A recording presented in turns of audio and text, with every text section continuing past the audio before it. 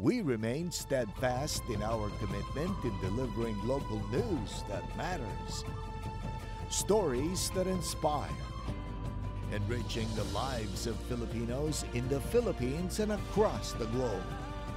This is your GMA Regional TV. Buong puso para sa Pilipino.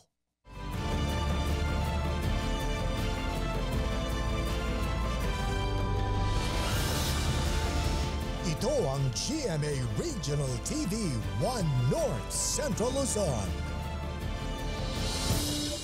Masantos yang aram na imbag amalem maya pagat panapon kapuso. Narito na ang 1 North Central Luzon. Hatid namin ang mga pinakamalaki at pinakahuling balita sa Hilaga at Gitnang Luzon. Live mula rito sa GMA Dagupan Station, ako po si Chris Zuniga. Tricycle nagpagulong-gulong matapos na pumulupot sa gulong ang lumipad na sako. Insidente sa pool sa CCTV. Sundan sa report ni Claire Lacanilaw. Sa kuha ng CCTV camera, makikita ang isang sako na nahulog mula sa puno ng mangga sa gilid ng kalsada sa Barangay Salay, Mangaldan, Pangasinan. Dala ito ng dalawang lalaki na nanunungkit ng bunga ng mangga. Makikita ring nilipad ng hangin ang sako. Tinangkapang kunin ng isang lalaki ang sako. Pero mabilis na nadaanan ng tricycle ang sako at pumulupot sa gulong nito. Bunsod nito, nagpagulong-gulong ng ilang beses ang tricycle. Buti na lang daw at gasgas lang sa iba't ibang bahagi ng katawan ang tinamo ng dalawang sakay ng tricycle. Sa isa pang kuha ng CCTV camera sa parehong barangay, makikita ang pagdaan ng isang lalaking nakabisikleta nang biglang mabangga ng sumusunod na SUV. Sa lakas ng impact, tumilapon ang lalaki. Nakatayo naman agad pero makikitang paika-ika sa paglalakad. Sa CCTV, makikita na nagpatuloy sa pagpapatakbo ang driver ng SUV. Pero ayon sa barangay officials, binalikan din kalaunan ang lalaki. Nagpaalala ang otoridad na maging maingat sa pagmamaneho sa kalsada upang maiwasan ng aksidente. Sana po ay magsuot po ng helmet palagi dahil isa yan na makakatulong kaligtasan habang binabaybay kung saan man kayo patungo. At ganun din sa mga nagbibisikleta, gamitin po sana natin yung bike lane. Kasama si Henry Duminsil, Claire Lacanilaw, 1 North Central Luzon. Sinimulan na ng DPWH Region 1 ang konstruksyon ng halos sa 100 million pesos na halaga ng dike sa Kalasyaw, Pangasinan. May ulat si Russell Simorio.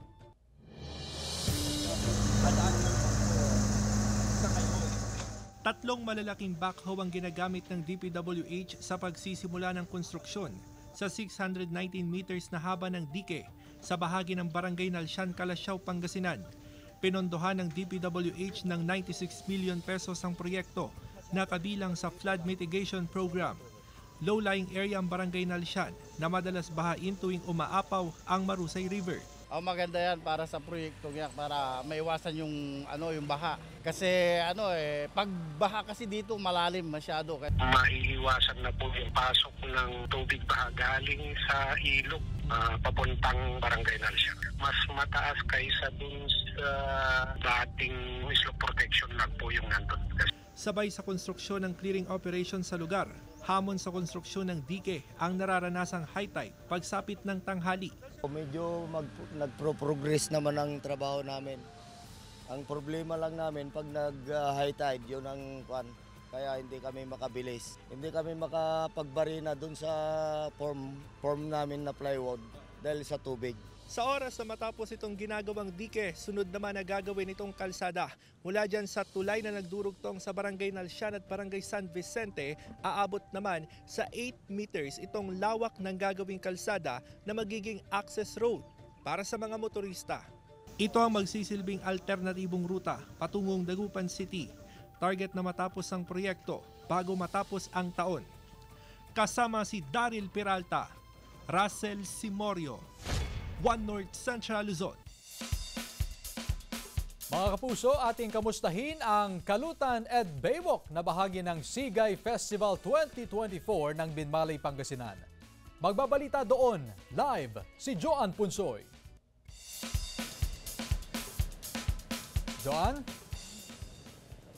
Chris, kagagaling lang nga natin sa venue ng Kalutan Odd Baywalk. Dito yan sa bayan ng Binmalay. Ang aktibidad na Kalutan Odd Baywalk ay bahagi nga ng Sigay Festival. Bago nga tayo umalis dun sa venue ay nagsisidatingan na ang mga bisita na makikilahok sa aktibidad. Nakahilera na rin itong mga lamesa. Sa estimate nga ay nasa mahigit 200 tables itong nakahilera sa lugar. Specifically, itong venue nga ng Kalutan Odd Baywalk ay sa may bahagi ng Barangay San Isidro Norte patungo sa may Binlag. Nasa 200 or mahigit 200 na lamesa itong nakahilera gaya ng nasabi natin kanina at merong 2 kilos na hito, merong 2 kilos na bangus na iihawin per table at meron ding mga drinks. So kung susumahin nga Chris ay merong mahigit 400 kilos ng bangus sa kabuuan, mahigit 400 kilos nga na hito na iihawin doon sa area.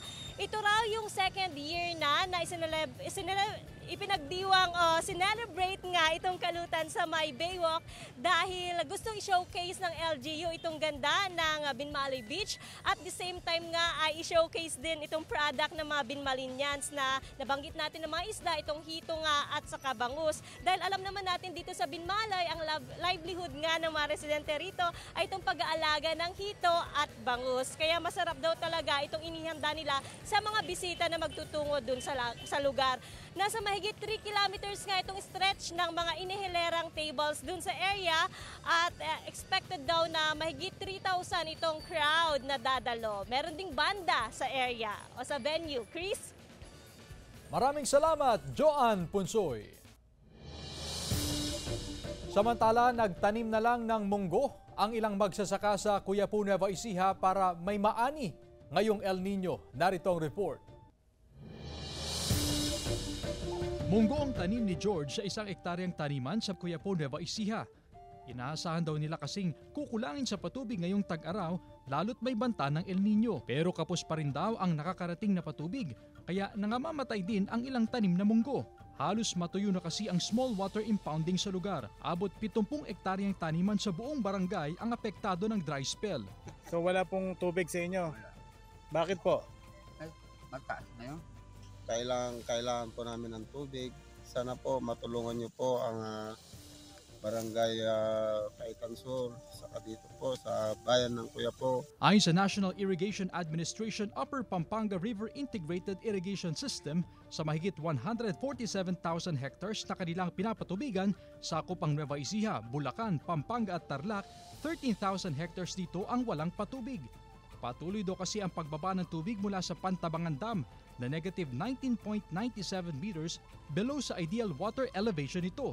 Pero paliwanag ng Lia Upriis, bumaba pa raw ang mga taniman na hindi napapatubigan dahil sa kanilang ginagawang intervention. Hindi namin inaasahan na ganyan kataas ang mapapatubigan dahil nga sa mga interventions yung meron kaming patalastas. Dapat lahat ng mga farmers natin aware kung paano ang gagawin, kung paano ang strategy na gagawin nila. Samantala, pinag-aaralan daw ng Lia Upriis kung paano matutulungan ang mga upland farm gaya ng Quiapo na hindi pa kasama sa mga napapatubigan. Mga SPED learner, puspusan ang pagsasanay para sa nalalapit na R1AA meet. Sundan sa report.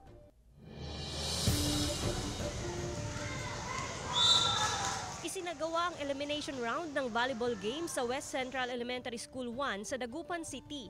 Ang mananalo rito, pambato ng Schools Division Office of Dagupan City para sa nalalapit na Region 1 Athletic Association o R1AA meet. Pero hindi lang mga pambato sa regular games ang naghahanda.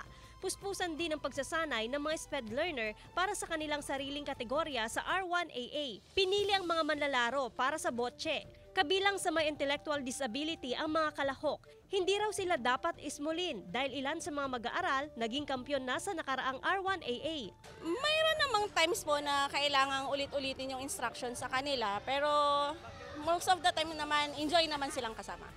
Enjoy po silang turuan. Yun po, rigid training po, continuous training, tapos paulit-ulit na instruction sa mga bata. Sa 8 SPED learners, 4 lamang ang mapipili sa larong botche kung saan maglalaro sila sa single, double and team category. Sa larong botche, ihahagis ang bola at kung sino ang may pinakamalapit na distansya sa palina o puting bola, siya ang panalo. Ma-establish yung kanilang yung physical condition, yung agility, saka yung discipline din, na-emphasize ang discipline sa sport. Kasama si Ron Alister Tanyedo, Joan Ponsoy, One North Central Luzon. Mga kapuso, muling mapupuno ng aksyon at katatawanan ang Linggo ng Gabi dahil mapapanood na ang Season 2 ng Walang Matigas na Pulis sa Matinik na Misis.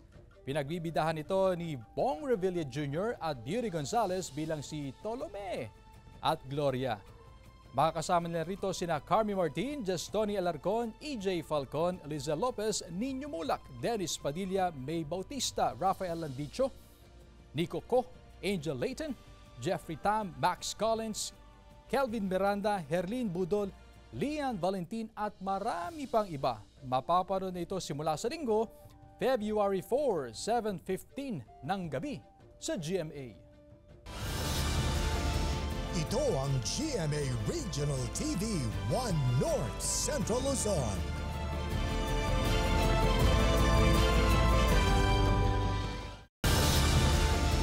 Ito ang GMA Regional TV 1 North Central Luzon.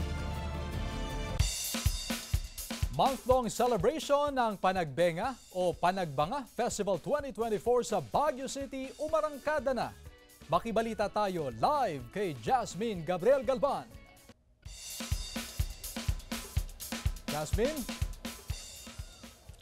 Chris, handang-handa na ang Baguio Flower Festival Foundation Incorporated sa gaganapin na Grand Opening Parade ng Panagbanga Festival 2024. Umarangkada na ang month-long celebration ng Panagbanga Festival 2024 sa Baguio City na may temang Celebrating Traditions, Embracing Innovations. Sa unang araw ng selebrasyon, binuksan sa publiko ang market encounter, tampok ang masasarap na pagkain at produktong tatak Cordillera. Enjoy sa pamamasyal ang mga turista sa Melvin Jones Football Ground, kung saan agaw pansin ang mga nagagandahang landscape na sumasalamin sa angking galing ng Cordilleran pagdating sa landscaping. Dahil yung mga flowers nila nagbubloom, pinaghahandaan talaga. Yung mga ganung mga landscaping nila, parang nag-e-effort talaga yung mga taga Baguio. Mahigit 50,000 hanggang 60,000 turista ang inaasahang makikisaya sa Grand Opening Parade ng Panagbanga Festival 2024 bukas. Kabilang sa mapapanood bukas ang street dance performances ng mga estudyante. This year we have 6 elementary schools that are competing. No? Kasama din doon sa magpaparade, although hindi pa sila i-judge, are the entries doon sa ating cultural dance competition. Maaga na rin nag-abiso ang Baguio City Police Office sa mga kalsadang isasara para bigyang daan ang parada. Meron ding inilaan na emergency lane ng BCPO. The BCPO is assuring a peaceful and enjoyable to everyone. Kasabay ng selebrasyon ng Panagbanga Festival 2024 ang panawagan ng otoridad sa mga turista na mag-ingat sa hotel online bookings para makaiwas sa online scammer. Ayon sa BFFFI, bagamat mataas na ang hotel occupancy rate, may mga available pa naman daw na hotel and transient accommodations para sa mga turista. Samantala, nakatakda sa February 24 ang Grand Street Dance Parade, habang sa February 25 naman ang Grand Float Parade na highlights ng Panagbanga Festival celebration. Chris, ongoing na isinasagawang preparation sa Melvin Jones Football Ground kung saan gaganapin bukas yung performances ng mga estudyante mula sa iba't ibang mga paaralan. Samantala, 1 a.m. bukas, February 3, isasara na sa mga motorista ang kahabaan ng Session Road at maging ng Harrison Road. Chris? Maraming salamat, Jasmine Gabriel Galban. Sa ibang balita, si 60 anyos na babaeng bibili lang sana ng tinapay patay sa hit and run sa San Carlos City, Pangasinan. Tutukan sa ulat ni Russell Simorio. Nagluluksa ang pamilya de la Cruz mula Barangay Talang, San Carlos City, Pangasinan sa pagkamatay ng kanilang ilaw ng tahanan. Biktima ng hit and run ang 60 anyos na si Fed de la Cruz. Kwento ng pamilya, lumabas ng bahay ang biktima kasama ang anak para bumili ng tinapay sa kalapit na panaderya. Nakatawid na sa kalsada ang biktima nang masagasaan siya ng puting SUV. Sa lakas ng impact, tumilapon ang biktima at pumailalim pa sa nakaparadang tricycle. Dead on arrival sa ospital ang biktima. Malakas po. Sample natin dito sa padera. Hanggang sa puso, doon siya tumilapon. Haba.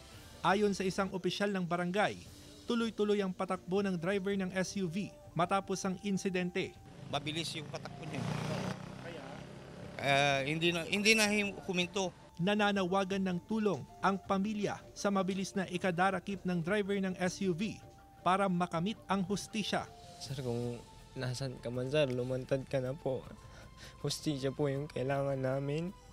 Pagbayaran mo po yung ginawa mo kay mama ko. May nakuhang kopya ng CCTV ang pulisya sa mga lugar na dinaanan ng SUV pero hindi pa ito isinasa publiko. Tuloy-tuloy po yung pag-iimbestiga po natin dyan sa ating may mga bystander naman po or maliban po doon sa ating pong CCTV footage. Kasama si Daryl Peralta, Russell Simorio, One North Central Luzon. 7 katao kabilang ang 5 miyembro ng pamilya kinagat ng napulot na tuta na nagpositibo sa rabies sa Mangaldan, Pangasinan. Nakaalerto si Claire Lacanilaw. 5 miyembro ng pamilya ang kinagat ng tuta na napulot nila sa daan sa barangay Navalwan, Mangaldan, Pangasinan. Unang nakagat ang padre de pamilya na si Aniceto Molina. Sunod na kinagat ang kanyang asawa na si Loisa, 2 anak at isang apo sa magkakaibang araw. Bago ang magkakahiwalay na insidente sa pamilya Molina, may maglola pa raw na unang kinagat ng tuta ayon sa mga opisyal ng barangay.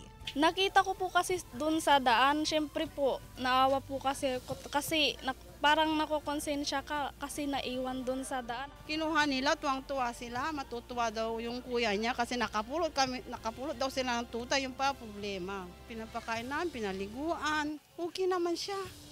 Pero talagang may time siyang nangangagat ng kung ano-ano. Namatay kalaunan ang tuta na isang aspin at nang isa ilalim sa laboratory test na pag-alamang positibo sa rabies ang aso. Binakunahan agad ng anti-rabies vaccine ang mga nakagat ng aso, pati ang ilang alagang aso sa lugar. Upang maiwasan na madagdagan ang kaso ng animal bite, pinaigting ng pamunuan ng barangay ang aso mo italibo sa mga residenteng may alagang hayop. Pagbumultahin ang sino mang lalabag sa ipinag-uutos o ipinatutupad ng barangay. Kung tayo maghihigpit tayo yung gagawin natin yung aso mo, itali mo para iwas disgrasya.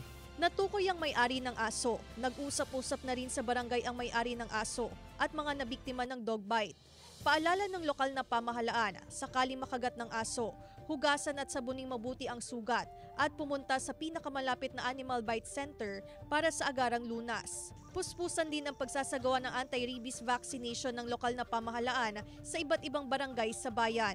Kasama si Henry Duminsil, Claire Lacanilaw, One North Central Luzon. Sinira ng otoridad ang mahigit sa 80 milyong pisong halaga ng marijuana sa Cordillera. Narito ang report. Nagsanib puwersa ang PDEA, PNP at NBI sa malawakang operasyon kontra iligal na droga sa Benguet, Kalinga at Mountain Province. Mahigit 20 plantasyon ng marijuana ang sinuyod ng mga operatiba. Aabot sa 80 milyong pisong halaga ng tanim na marijuana ang sinira ng mga otoridad. Dumadami raw ang supply ng marijuana base sa mga nagdaang operasyon kontra iligal na droga ng PDEA. Tiniyak ng mga otoridad na hahabulin nila ang mga nagtatanim ng marijuana sa lugar. Nakatutok kami na as much as possible, lahat ng plantation ma-uproot natin. Samantala, mahigit 2 milyong pisong halaga ng marijuana ang nakumpiska ng PDEA Cordillera sa bypass operation sa barangay Pinsaw Proper, Baguio City. 20 piraso ng tubular marijuana na binalot ng packaging tape ang nakumpiska. Isinama ang mga marijuana sa mga nakasakong sayote. Mula raw sa Mountain Province sa mga iligal na droga na may bigat na 20 kilos. 4 na suspect ang nahuli, kabilang ang isang minor de edad. Isa sa kanila kasama sa high-value target ng PDEA. Mahaharap sa kaukulang kaso ang mga suspect. May lumapit sa atin na confidential informant natin na nagbibenta ito ng volume. Yung grupo na to. CJ Torida, One North Central Luzon. Produkto at kabuhayan ng mga Ilocano bida sa nagagandahang float sa Ilocos Sur. Tunghayan sa ulat ni Ivy Hernando. Sa Ilocos Sur Festival Grand Parade, bida ang yamang agrikultura ng lalawigan. Gaya ng float na ito na sumasalamin sa sariwang gulay ng San Juan. Ang sikat na simbahan at matamis na balikutsa ng Santa Maria. Ang pangingisdang hanap buhay ng Santa at kanilang gawang dekalidad na itak. Maging ang mayamang taniman ng bawang ng Sinait. Shrine of Santo Cristo Milagroso Minor Basilica po kasi kami kayo ng #1 tourist attraction po ng aming bayan. It's an agricultural community po, kaya kompleto po ang bayan ng Sinait. Nakibahagi sa paradang iba't ibang ahensya ng gobyerno. Naglaan naman ng 2 alternate route sa San Ildefonso at Bantay matapos gawing 1 lane ang papasok ng Vigan City.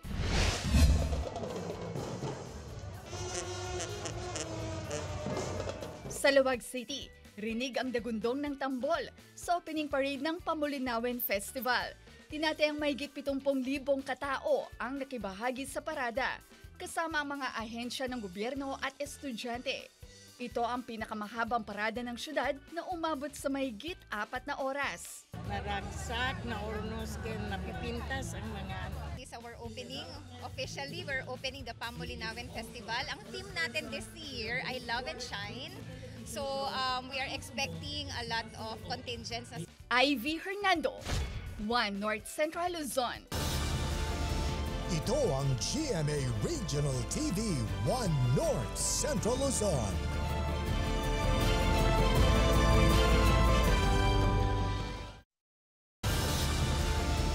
Ito ang GMA Regional TV 1 North Central Luzon.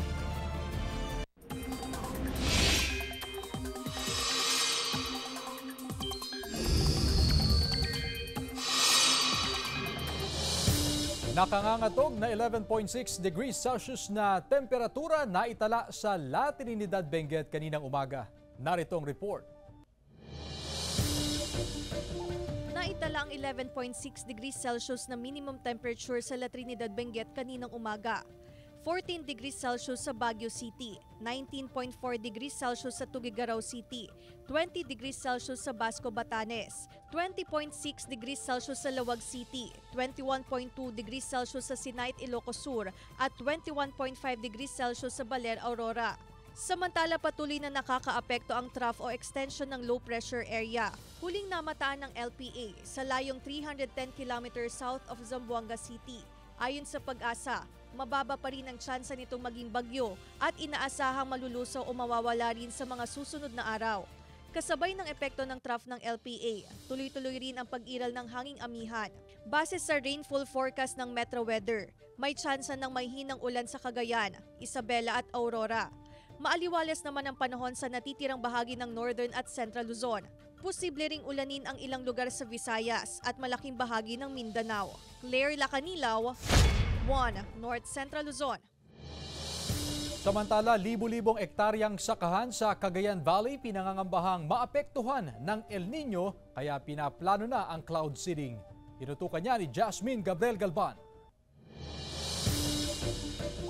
Aabot sa halos 115,000 hektare ng palayan at maisan ang idiniklara ng Department of Agriculture na vulnerable na maapektuhan ng nararanasang El Nino sa Cagayan Valley Region. Kabilang dito ang halos 27,000 hectares ng palayan at mahigit 87,000 hectares ng maisan. Sa ngayon, wala pang itatalang direktang naapektuhan ng El Nino dahil kahit papaano ay nakararanas pa ng pag-ambon o pag-ulan sa rehiyon na malaking tulong sa mga magsasaka. Pero kung titindi pang epekto ng El Nino, tiyak na malaki ang magiging danyo sa agrikultura.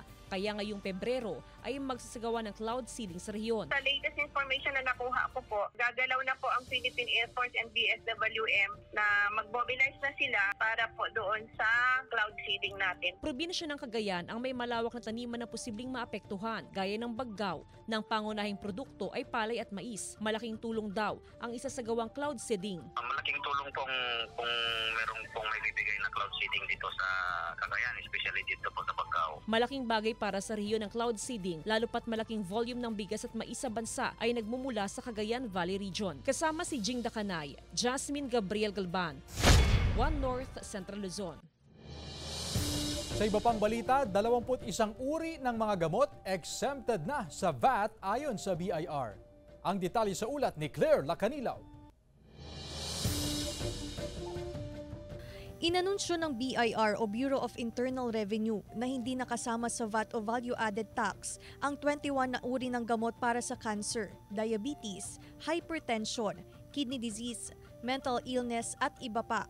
Base ito sa inilabas na BIR na Revenue Memorandum Circular No. 17-2024. Mga magulang ko kasi yun, may maintenance na sila sa high blood kaya pang araw-araw na iniinom nila yun. Kaya kung sakaling may yun, mas maganda para makatulong. Maganda siyempre makamura ka ng konti, di ba? Hindi masyadong madami. Malaking tulong daw ito sa mga taong may karamdaman.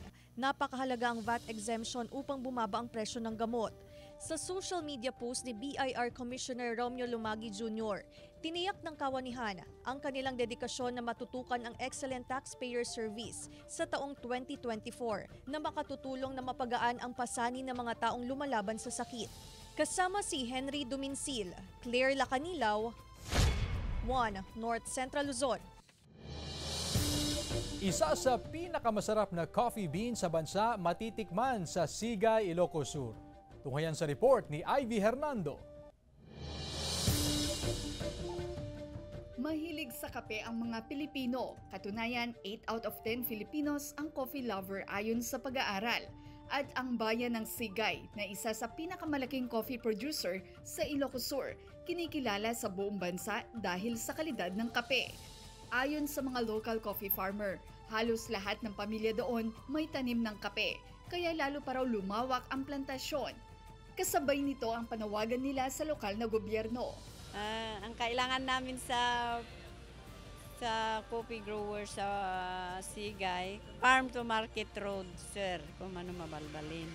Mataas yung mga bundok at mahirap buhatin yung mga kape na galing doon sa bundok. Bukod dyan, hiling din ng mga coffee farmer ang machine roaster at iba pang pasilidad para sa produksyon at pagproseso ng kape. Ayon naman sa DTI Region 1, prioridad ang pagtulong sa mga coffee farmer.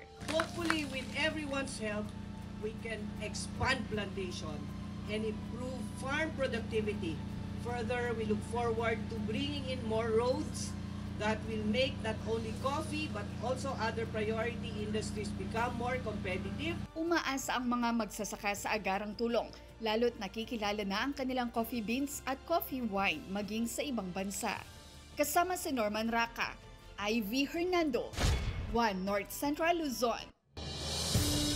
Samantala, mapapanood niyo po ang episode na ito at iba pang pinakahuling lokal na balita sa official website ng GMA Regional TV, www.gmaregionaltv.com. Pwede rin kayong bumisita sa aming official YouTube channel, GMA Regional TV, at i-click ang subscribe button para sa pinakamainit na balita mula sa mga rehiyon. Nais din naming pasalamatan ang mga kapuso sa Hilaga at Gitnang Luzon, maging ang mga kapuso natin abroad. Dahil sa GMA Regional TV, local news matters. At yan ang mga pinakamalaki at pinakahuling balita sa Hilaga at Gitnang Luzon. Maraming salamat sa pagsama sa amin pati na ang mga kapuso sa ibang bansa na tumutok sa mga balita sa rehiyon. Ako po si Chris Zuniga. Kami ang GMA Regional TV, 1 North Central Luzon.